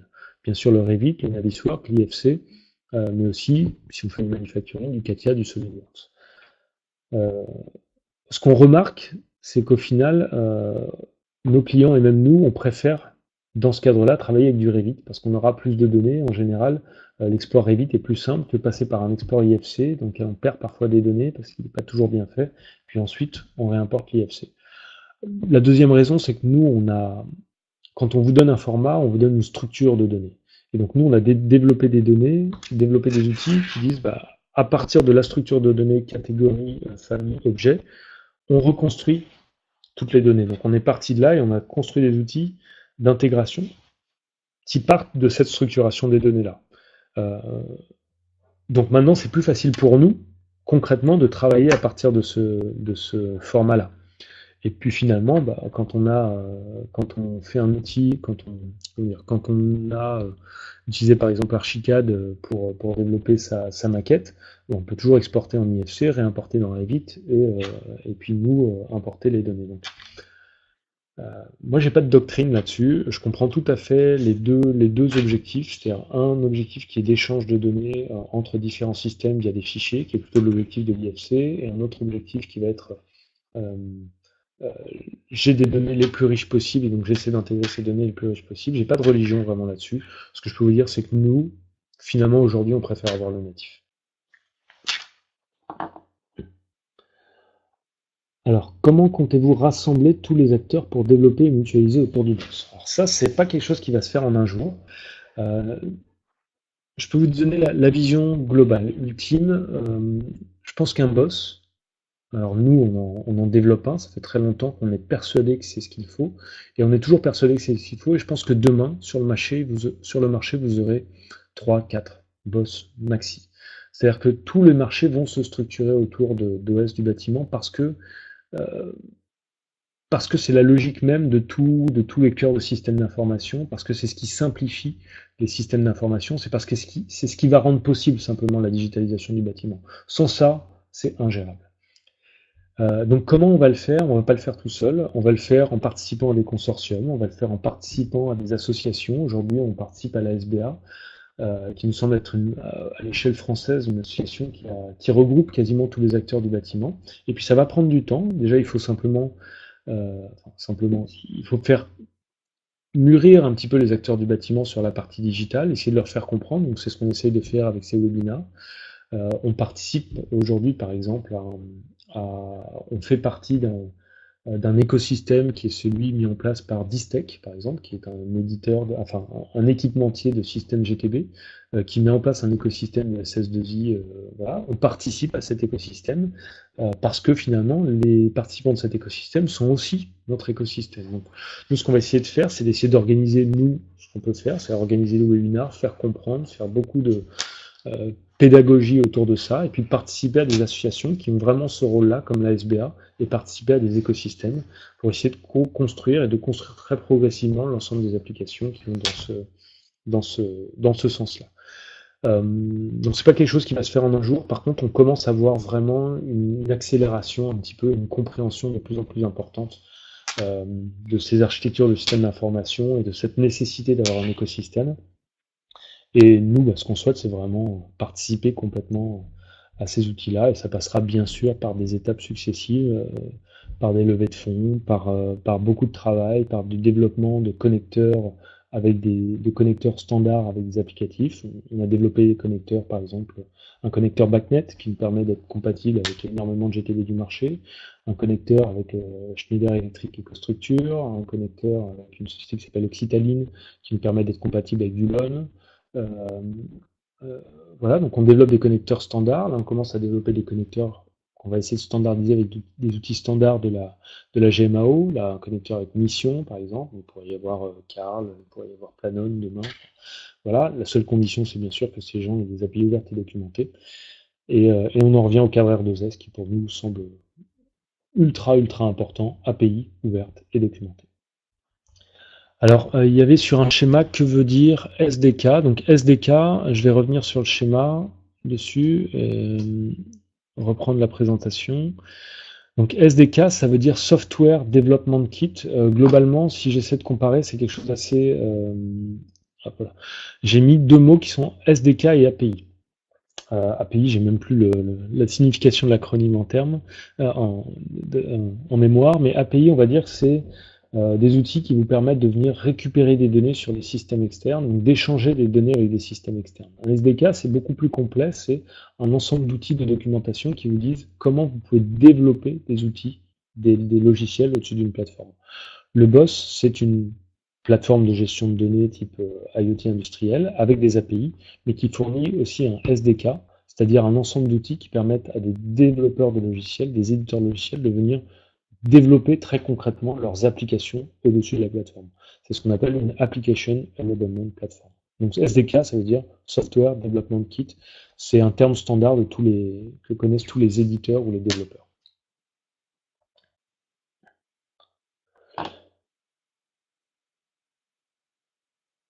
Alors, est-ce que l'import vers le BOSS pourrait être envisagé avec l'outil DB-Link de Revit? Alors, je ne connais pas, moi, cet outil. Nous, on est vraiment intégrateur Forge, on s'est concentré. Mais ce qui est sûr, c'est qu'on pourrait très bien faire un connecteur entre le BOSS et un plugin Revit. Voilà, on pourrait développer demain un plugin Revit qui, quand je fais une modification, envoie directement les données vers le BOSS. On l'a pas encore fait parce que tout ça, ça prend du temps, ça demande du temps de développement, c'est des coûts de développement aussi, et que voilà, finalement, on a déjà un outil via cette plateforme Forge qui suffit pour faire 80% de ce qu'on doit faire aujourd'hui. Maintenant, ça pourra vraiment être intéressant demain de le faire et d'être beaucoup plus riche et de le faire directement avec Revit ou avec d'autres. Hein. On parle de Forge, on parle d'Autodesk, on parle de Revit parce que c'est ce qu'on utilise, mais dès que vous avez des API ouvertes, on peut le faire aussi. J'ai repris le... Alors, j'ai essayé de voir les autres questions. Excusez-moi, je lis en même temps le chat pour reprendre l'ensemble de vos questions. Comment se calcule le coût du boss et combien cela peut coûter? Alors, des métriques, concrètement, on commence à avoir des offres assez standards. Le boss, tout seul, ne sert à rien. Le boss, il sert parce que vous avez des applicatifs au-dessus. Pareil, Windows, vous n'en servez pas directement. Vous vous servez de Windows parce que enfin,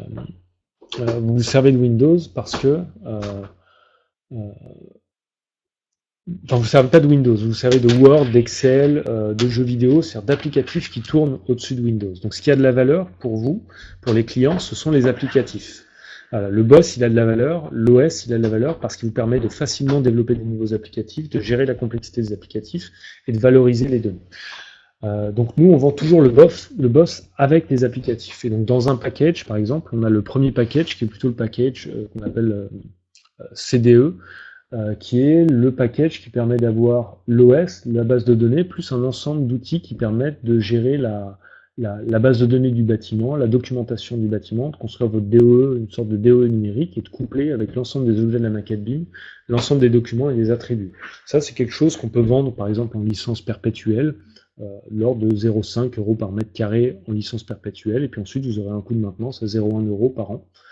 Voilà, et ça, bien sûr, c'est relatif au nombre de mètres carrés, c'est-à-dire si vous êtes sur un très gros bâtiment, ça va être un peu dégressif. Et puis, si ensuite vous voulez tout, vous voulez un boss sur lequel comme application dessus, vous avez la gestion documentaire, le couplage avec la GMAO, la remontée de données GTB avec Hypervision GTB, là on peut arriver sur des coûts qui vont être de l'ordre qui peuvent aller jusqu'à 2,5 € par exemple par mètre carré en achat de licence one shot, et puis ensuite vous aurez 20% de maintenance là-dessus tous les ans. Donc ça c'est si on est en licence perpétuelle. Après, on peut aussi lisser tout ça pour s'adapter au modèle économique. Si vous l'achetez via, par exemple, un Facility Manager, vous voulez plutôt avoir une souscription annuelle, donc on a l'équivalent de souscription annuelle sur lequel vous pouvez... en licence perpétuelle, vous allez arriver à entre 0,5 et 2,5 € la licence en achat one-shot, puis ensuite un petit coût de maintenance annuel de l'ordre de 20%. En souscription annuelle, vous allez plutôt être de l'ordre de entre 0,2 € par mètre carré par an et 1 € par mètre carré par an que vous payez tous les ans. Voilà, donc ça correspond à des coûts un petit peu standards qu'on retrouve dans des packages un petit peu standards. Alors, que veut dire rentrer les données GTB dans le MNBIM? Le MNBIM, ce que vous entendez par MNBIM, qui les rentre, etc. Donc, rentrer les données GTB dans la maquette BIM, concrètement, ça veut dire que dans la maquette BIM, quand vous intégrez votre GTB, vous devez, dans les outils comme NL Facilities par exemple, positionner sur vos fonds de plan l'ensemble des automates, l'ensemble des équipements et faire les liens entre les automates et les équipements. Bah, finalement, ce que vous faites sur le modeler de NL Facilities, vous pouvez le faire sur le modeler BIM, c'est-à-dire vous rentrez, vous modélisez dans votre maquette BIM l'ensemble de vos automates, l'ensemble de vos équipements pilotés par la GTB par exemple, donc ça va être les stores, la CVC et l'éclairage, ou bien les multicapteurs si vous avez des multicapteurs. Il faut que ces données soient présentes concrètement dans la maquette BIM et que vous ayez un identifiant que vous allez retrouver demain dans la GTB. Donc vous commencez à avoir des conventions de nommage dans la maquette BIM qui sont celles que votre intégrateur utilisait pour intégrer sa GTB. Et vous le mettez dans le BIM et vous demandez à votre intégrateur maintenant de reprendre, d'extraire ces données de la maquette BIM pour intégrer sa GTB, pour faire en sorte que la base de données GTB soit en concordance avec les données et la charte de la maquette BIM. Je ne sais pas, j'espère que ça répond à votre question. Qui le fait? Concrètement, le responsable BIM aujourd'hui, c'est le BIM Manager et le BIM Modeler.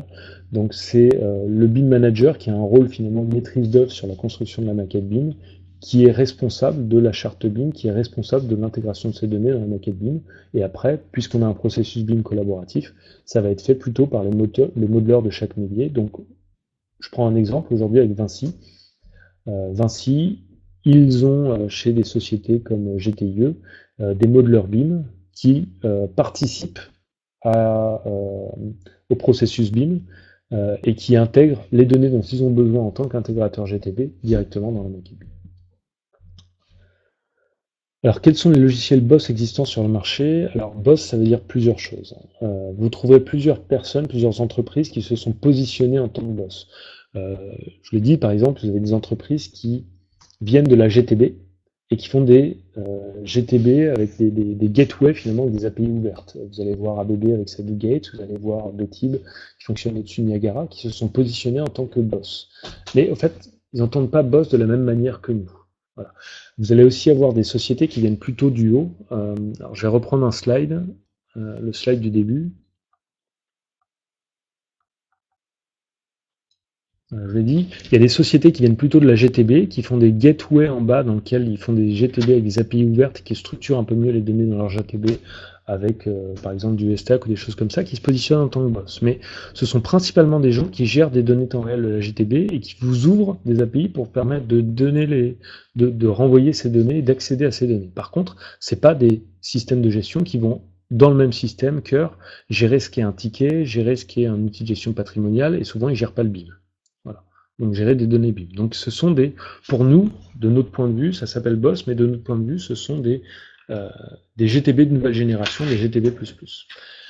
Vous avez aussi des gens qui se positionnent en tant que boss qui viennent des applicatifs au-dessus, donc des gens qui font par exemple de la gestion énergétique ou qui font des applications pour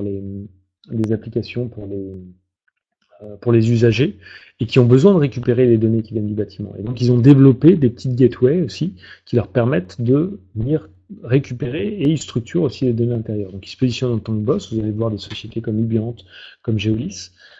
Mais pareil, c'est pas boss au sens où nous on l'entend. Voilà. Donc c'est boss dans le sens où il récupère des données terrain, il structure des données terrain, mais avec une vocation qui est de développer des applications dans le cloud, principalement. Nous, notre définition du boss, c'est le cœur du système d'information à l'échelle bâtimentaire qui vient dialoguer en bas avec les données GTB, SSI, etc., donc avec tous les systèmes plutôt que la couche terrain, qui vient récupérer ces données, structurer ces données. Le BIM est très important parce que pour nous, le boss, c'est l'outil qui a pour vocation, je vous l'ai dit, de gérer le référentiel bâtimentaire et de synchroniser les données ou d'orchestrer la synchronisation de données avec les couches basses et les couches hautes. Voilà. Et c'est vraiment un outil de cœur de système d'information qui travaille à l'échelle du bâtiment, qui a une compétence, une maîtrise complète du descriptif du référentiel bâtimentaire. Et donc, dans ce cadre-là, nous, ce qu'on appelle c'est un système de gestion de base de données orienté objet temps réel qui fonctionne sur la couche terrain, qui a des API qui est capable de communiquer en temps réel avec les systèmes de GTB. On se connecte, par exemple, avec une Bluegate d'ABB, où on peut se connecter au-dessus de Niagara, voilà, qui va structurer, formaliser, offrir des services à l'échelle du bâtiment et ouvrir des API pour fournir à toutes ces applications qui fonctionnent dans le cloud des données pertinentes sur le bâtiment, qui sont soit des données brutes, soit surtout des données contextualisées ou consolidées. Voilà. Donc pour nous, un boss, c'est un outil qui fonctionne sur l'échelle intermédiaire. Dans le R2S, c'est un logiciel, ce qu'on pourrait appeler un logiciel d'infrastructure, qui fonctionne sur la couche d'infrastructure bâtimentaire. Voilà. Donc plusieurs personnes se positionnent en tant que boss. Ça ne veut pas dire toujours la même chose. On a écrit un article qui est disponible d'ailleurs sur LinkedIn sur le boss en essayant de distinguer un petit peu ces choses-là. Je pourrais vous donner peut-être le lien vers cet article. Alors, à l'instar de l'IFC, est-ce qu'il y aura à l'avenir un référentiel commun à tous les systèmes GTB GMAO? Alors, c'est notre souhait. Je pense que oui. En fait, on sera obligé d'aller par là. L'évolution fait que si vous voulez, aujourd'hui, vous avez plein de systèmes qui fonctionnent en silo. Demain, vous voulez avoir un système bâtimentaire intégré, donc il vous faudra un cœur de système. Et ce cœur de système, son rôle, c'est de gérer le référentiel commun parce que c'est le seul moyen d'avoir de l'interopérabilité entre les systèmes. Et donc, le référentiel commun, c'est l'avenir. On ne peut pas faire autrement si on veut vraiment avoir un système d'information bâtimentaire cohérent et surtout maintenable, qui demain est capable de fournir des dizaines, voire des centaines d'applications. J'ai rien inventé là-dessus. Les gens qui font de l'IT, qui font des systèmes d'information pour l'IT, le font depuis très longtemps. Une plateforme PLM fonctionne de cette manière-là. Un ERP fonctionne de cette manière-là. Donc il n'y a pas le choix. Il n'y a pas le choix. Après, est-ce qu'il n'y en aura qu'un seul? Je pense que des boss, de la même manière que des ERP, il y en aura plusieurs sur le marché. Il y en aura plusieurs sur le marché. Après, nous, notre rôle, c'est d'être c'est de réussir ce pari-là. Et on a été, je pense qu'on est plutôt avancé, donc on commence. On a même été l'initiateur plutôt de cette thématique boss il y a quelques années. Donc voilà, il y a un pari à faire, mais qu'on y arrive, pour moi, c'est juste une évidence parce qu'on ne peut pas faire autrement dans l'IT, si on veut vraiment faire des choses cohérentes, maintenables et évolutives.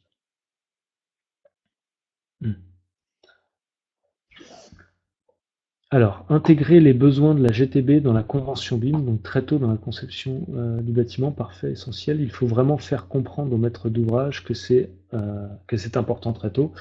Bah oui, et ça c'est l'une des problématiques, par exemple, des facility managers qui ont besoin de ces référentiels, qui doivent intégrer la GTB, qui travaillent sur deux systèmes, la GTB et la GMAO, et qui aujourd'hui travaillent sur deux systèmes complètement séparés, mais comme ils sont très peu en phase amont, ils sont pas vraiment prescripteurs en phase amont.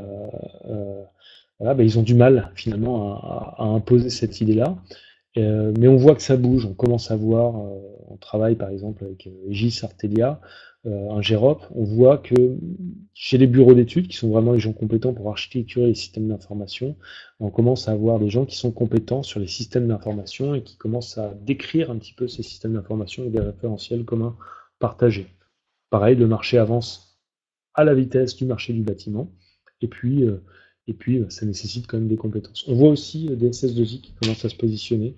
Je pense que une très très bonne chose à faire, c'est mon avis, ce serait un couplage de compétences entre les compétences d'un bureau d'études et d'une SS2I, d'un intégrateur GTB et d'une SS2I, et que ça va vraiment permettre de créer ce qu'on appellera les architectes du bâtiment digital, les intégrateurs du bâtiment digital, et puis pareil, SS2I avec Facility Manager, ce sera des opérateurs du bâtiment digital.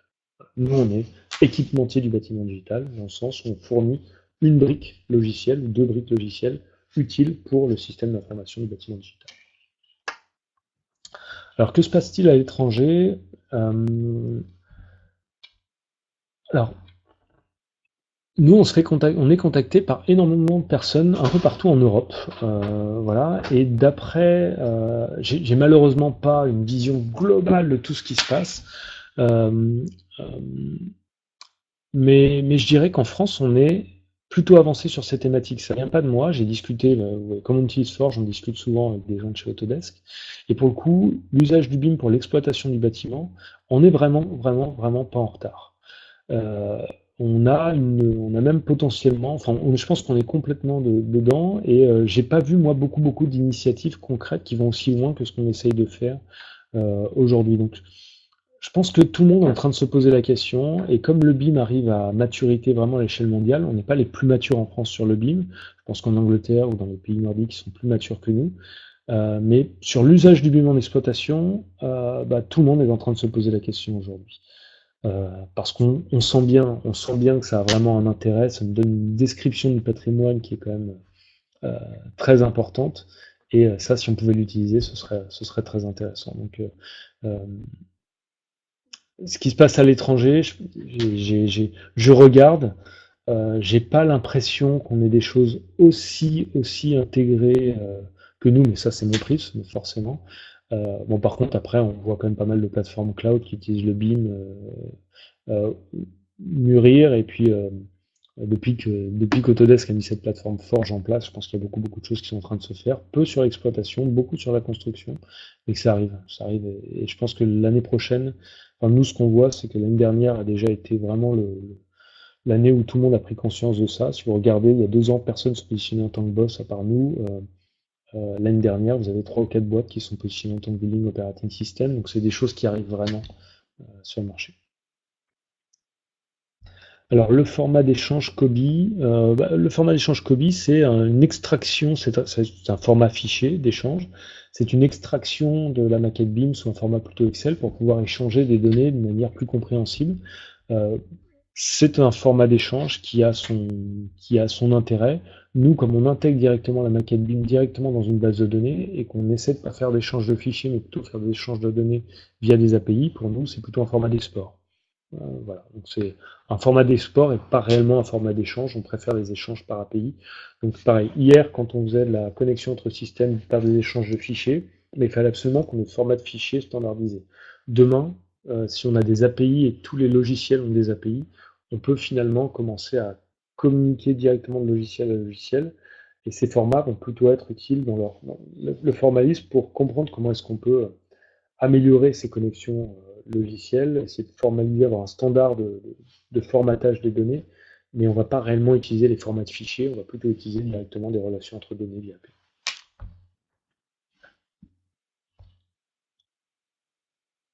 Alors le problème, c'est que tel ou tel GTB ou GMAO sont rarement définis en début du projet, d'après mon expérience. Vous avez complètement raison. La GTB et la GMAO ne sont pas définis en début de projet. Par contre, la GTB, on va l'intégrer quand même en amont.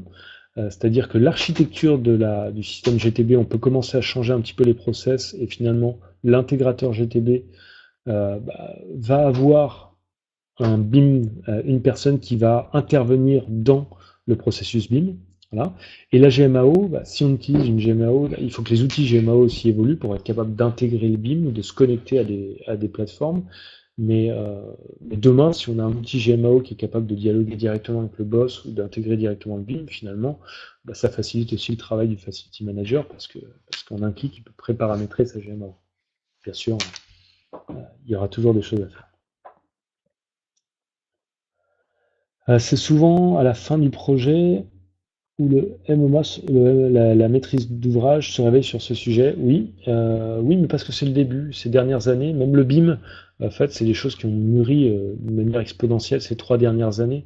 Donc maintenant, on commence à avoir des maîtrises d'ouvrage qui ont une maquette BIM et qui disent, bon, je l'ai payée, elle m'a coûté cher, qu'est-ce que j'en fais? Donc ils se réveillent aujourd'hui, mais ça a pour vocation à devenir un standard demain. De fait, on fait du bâtiment digital et plus du bâtiment. Ça veut dire qu'on va commencer à prendre en compte les contraintes digitales de plus en plus en amont. Mais ça nécessite quand même de faire mûrir tout un marché et tous les acteurs d'un marché qui est un marché excessivement segmenté. Euh, euh, et donc ça prend du temps, on en a conscience. Donc on s'inscrit vraiment dans le temps, on s'inscrit pas dans on va pas révolutionner, tous les bâtiments ne vont pas devenir digitaux avec des systèmes d'information intégrés et un boss à la fin de l'année. Ça va prendre du temps, on est dans du B2B, il faut former les équipes, il faut se faire accompagner par des gens compétents, mais en tout cas on s'inscrit dans cette durée et ce qu'on voit c'est que les associations, les organisations comme la SBA par exemple s'inscrivent aussi dans cette durée et permettent vraiment de progressivement faire bouger le marché. Et ils permettent de faire bouger parce qu'ils connaissent bien le métier du bâtiment, ils savent comment s'adresser aux gens du bâtiment, et puis on a des acteurs qui arrivent vraiment du métier du digital, qui poussent, qui poussent, qui poussent. Puis au final, ça apporte tellement de valeur à la fin que on va y arriver. Voilà. Par contre, on n'a pas construit Rome en un jour, on ne construira pas une infrastructure de bâtiment digital en une journée aussi, on en est conscient, et tout ça, ça se construit progressivement. J'ai une question sur la GED. GED, gestion documentaire, gestion électronique de documents. Donc, c'est aussi un autre système d'information qui a pour vocation de faire de la gestion documentaire. Et donc, comment on vient le coupler avec la maquette BIM? Bah, finalement, en fin de chantier, je veux fournir un DOE numérique. Un DOE numérique, ça va être une base de données dans laquelle j'ai l'ensemble de mes données, l'ensemble de mes documents, et vous aurez plusieurs outils pour la parcourir, soit l'outil, le Drive, le gestionnaire de documents, donc là j'ai mes fichiers, mes dossiers qui contiennent des dossiers, qui contiennent des documents, ou bien un autre moyen de parcourir sa base documentaire, c'est d'ouvrir la maquette BIM, de cliquer sur un équipement et d'accéder directement aux documents ou aux données de cette manière-là. Donc finalement, vous voyez que le viewer BIM, c'est juste un outil de parcours de la base de données qui est basé sur une ergonomie 3D, alors que l'autre, c'est un outil de parcours de la base de données plutôt basé sur une ergonomie de système de gestion de fichiers. On pourrait en avoir d'autres d'ailleurs, des moteurs de recherche, des choses comme ça. Voilà. Donc GED, gestion électronique de documents, c'est gestion documentaire. Euh, J'ai même le cas où le mainteneur est défini pendant la construction du bâtiment avec un appel d'offres à part. Oui, effectivement, aujourd'hui, pour tout vous dire, nous, sur quel bâtiment on arrive vraiment à s'installer? Sur des bâtiments dans lesquels le preneur est souvent connu dès le début. Donc soit des PPP, soit des bâtiments industriels, soit des sièges sociaux dans lesquels on veut faire en sorte que ce bâtiment-là devienne une véritable vitrine. En tout cas, dans tous ces cas-là, le preneur est connu à la base, donc peut imposer euh, dans le cahier des charges des, euh, des contraintes liées à l'exploitation du bâtiment et à son exploitation du bâtiment. C'est vrai que quand on est dans un mode plutôt standard du tertiaire où on passe par un promoteur, les promoteurs sont pas encore très matures sur le sujet. Tant qu'ils n'auront pas des acheteurs derrière qui leur demanderont tout ça, ils auront du mal à venir mettre ça dans les cahiers des charges, dans les CCTP. Mais ça, pareil, c'est des choses qui évoluent. On commence par des primo-adopteurs, des early adopters qui vont être vraiment des gens qui ont besoin d'exploitation. L'industriel, les hôpitaux, le petit industriel, la logistique, c'est en gros des bâtiments ciblés, des bâtiments sur lesquels le preneur ou l'usage est déjà connu. Et puis ensuite, progressivement, tout ça, ça va évoluer vers le tertiaire et à la fin vers le résidentiel. Euh, donc on commence plutôt sur des bâtiments haut de gamme ou très techniques pour aller potentiellement demain vers des bâtiments un petit peu moins techniques.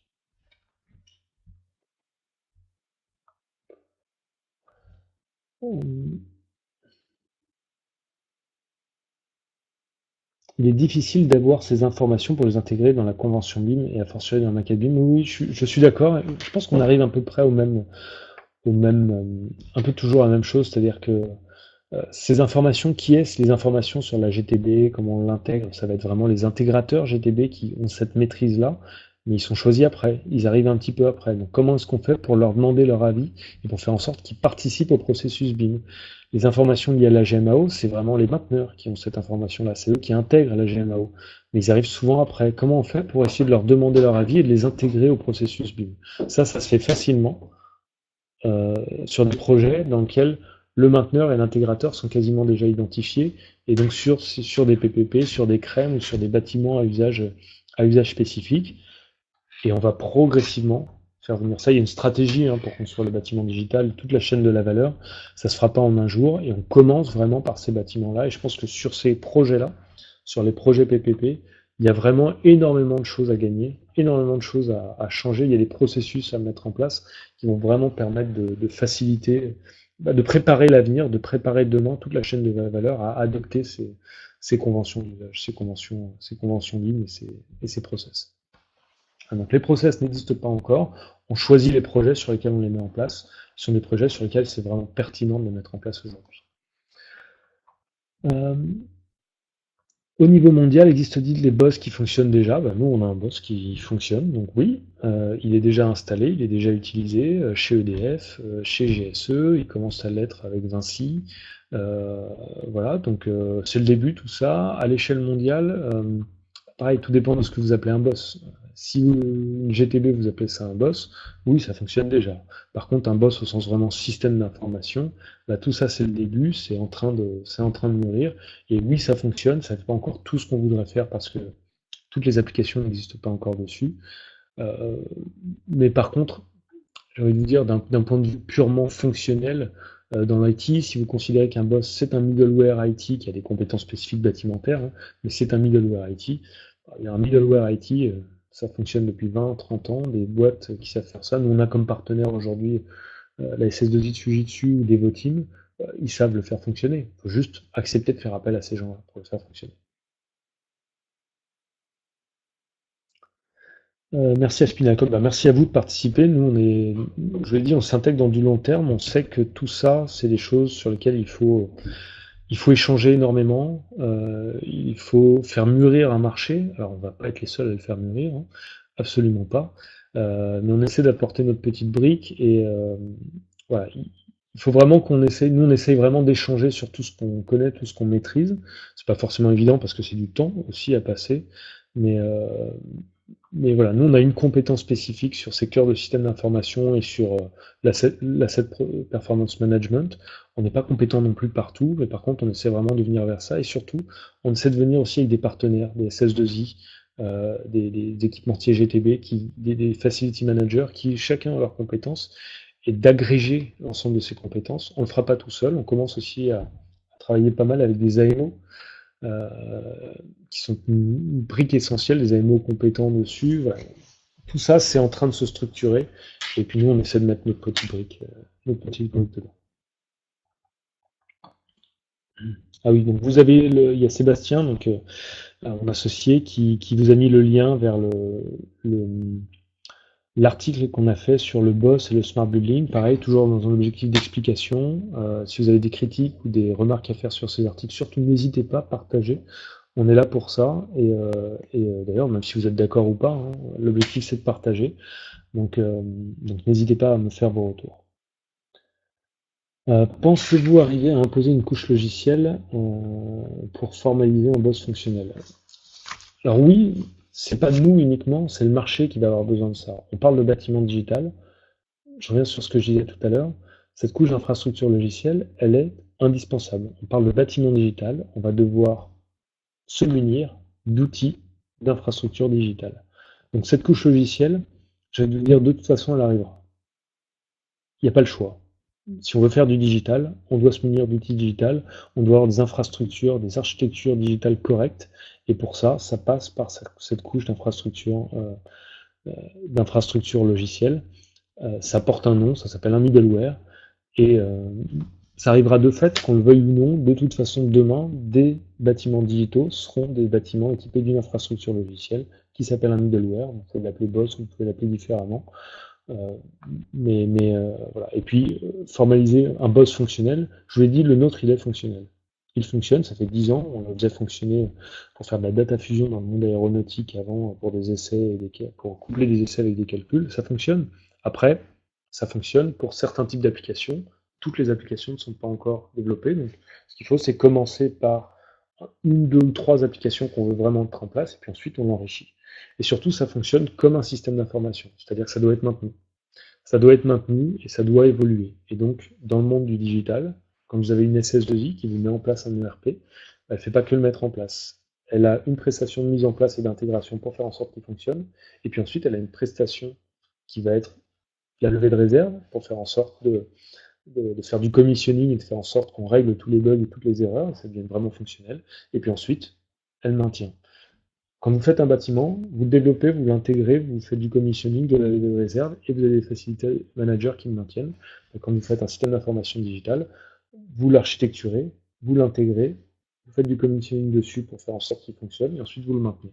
Donc oui, ça fonctionnera. Il faut juste accepter de travailler avec les personnes qui sont des SS2I, des experts du digital, qui acceptent, enfin, qui eux vont permettre de le faire fonctionner sur du long terme. Je pense avoir répondu quasiment à toutes les questions et puis j'ai dépassé un petit peu mon temps comme d'habitude. Donc je vous remercie moi aussi énormément d'avoir participé. Je vois qu'il y a une question sur BeamWorld. On sera sur BeamWorld, n'hésitez pas à venir nous voir.